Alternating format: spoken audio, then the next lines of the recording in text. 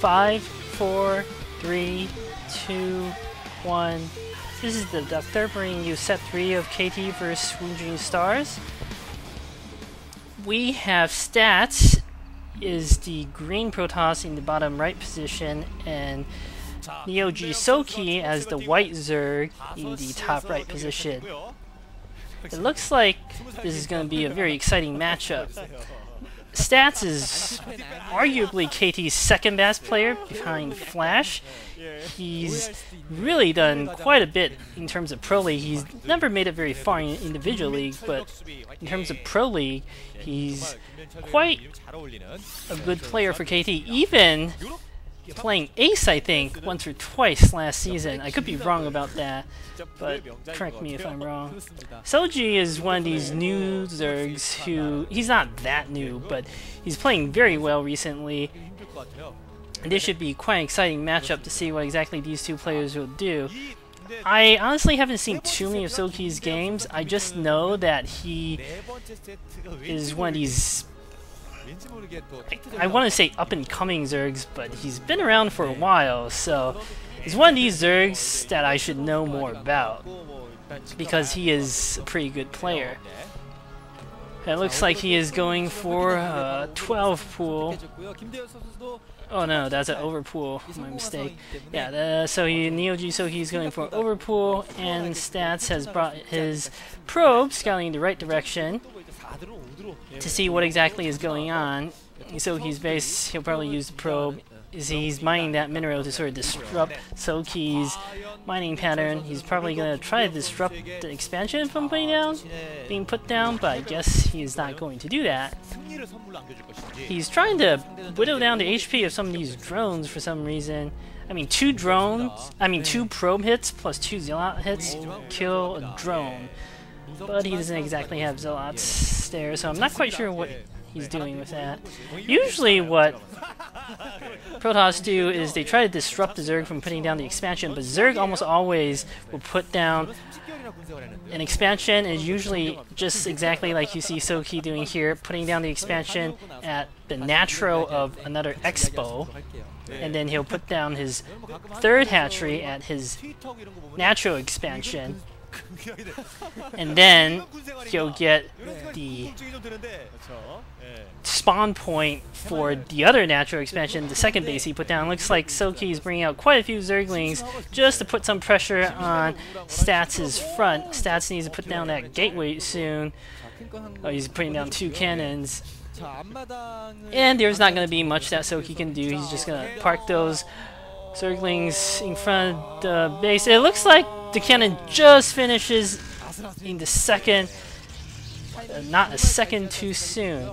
Stats bringing a few probes here to block the front, just in case Soulkey is building more things, and Soulkey is putting out his third hatch now. So those Zerglings can be useful for intercepting a scout, but not much more than that. It remains to be seen what exactly Soulkey will do in terms of his play. I've seen some interesting Zerg vs Protoss games recently where Dark Templar used very cleverly. Like, you put a Dark Templar in the third base, usually what Zerg do is they send some ground units to try to attack it, but if you have the Dark Templar there, it can kill a small attack force pretty well. The other thing is you mixing 1 or 2 Dark Templar in your Zealot Archon attack. I guess you can't get Archons when you have the Dark Templar, but in your Zealot attack on one of the Zerg's natural, you micro the Dark Templar to attack drones or kill key units. So I think that's very clever. The Zealots are very good at absorbing damage and taking on like Zerglings and Hydras, but the Dark Templar can go in there and do some serious damage, like precision type attacks. So we'll see what exactly Stats does in this game.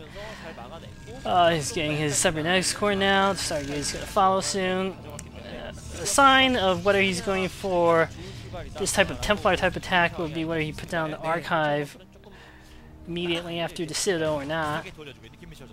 It looks like Stats is sort of chilling the front there with Zealot, just looking at those 4 Zerglings. Not too much is happening now. Spire going down for...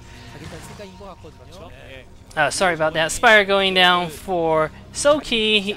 Stats is sending out his one Zealot, lone Zealot like that. Not quite sure what he hopes to accomplish with that.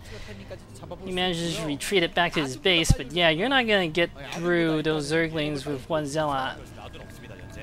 And even if you manage to bring the Zealot to the Zerg's base, I mean, Soulkey's going to have troops in position to destroy any sort of little attack like this. So I'm not really sure what the point of sending out the Zealots, maybe as a distraction or something. Now, one nice thing about Stats is he's still got his scouting probe alive. That Zergling Soulkey sending after it will eventually kill it, or at least should eventually kill it. It looks like Stats has 3 Zealots now and he's moving out. Pretty nice attack force there. I often think this type of attack by Protoss is not necessarily the best move. By the time these Zealots get to Soulkey's natural, he's going to have enough Zerglings to kill it. It looks like Soulkey's bringing out quite a few Zerglings here. Looks like 8 Zerglings to face off these 3 Zealots, and Stats is forced to withdraw. I guess the one thing this is good for is forcing the Zerg to build Zerglings instead of drones to limit the economy a bit. Looks like Soulkey's bringing his force back to the front. Stats is just using his Corsair to kill some Overlords. The Corsair will be fended off soon with Scourge. Looks like Stats is getting a second Corsair to go hunting for Overlords. Soulkey's put down his 4th base, his 3rd expansion now, at the 11 o'clock position. And Soulkey's bringing his Scourge to do some scouting here in Stats' base. Sees the Cybernetics core spinning, +1 air attack coming up, so Stats is probably going to commit to air attack, and he doesn't see a Templar Archive, sees the Citadel though, so this looks like Stats is just going to go for the typical +1 Zealot speed attack, which is a pretty good attack if you can manage to do some serious damage, but Zerg have gotten really good these days at coming up with just the right number of units, and it looks like speed just kicked in for Stats. +1 should finish real soon for him. The commentators, I guess, clicking on the Zealots to show us the moment +1 attack finishes upgrading. Templar Archives now going down for Stats, so he might be going for some Dark Templar at this point, or High Templar. I don't know yet. So Stats has brought a few Zealots to the 10 o'clock position, but there's not too much he can do. He's trying to push the attack with these Zealots. He's got quite a few of them. Soulkey has nothing except 2 Sunkens here to defend. I thought he would have some Zerglings or something. Stats is going, disrupting the mining, killing 2 drones. He's pressing the attack on the drones, and that's the way to go. He sent a single Zealot to sort of delay Soulkey's main Zergling force. I thought that's clever. And at the same time, Stats is sending his Corsairs to do some serious damage to Overlords in Stats' Soulkey's main, and now Soulkey finally brought in his Zerglings. He's going to mop up these Zealots, but those Zealots have done significant damage, wiping out all the drones at that 3rd Zerg base. So Soulkey is now, I would say, behind economically, and Stats is bringing his Corsairs to attack the Scourge there. He's got the +1 upgrade finished on his air, so the Scourge melt unless they have +1 armor upgrade. Looks like Soulkey's massing up some Zerglings, but I'm not quite sure what exactly he hopes to accomplish. At this point, it might be wise to sort of bunker in, build some Hydras.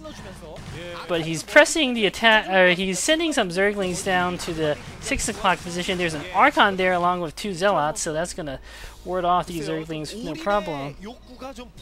Stats is adding consistently to his Corsair force, and it doesn't look like Soulkey has built too many Scourge to deal with this. I think it is important for the Zerg not to just let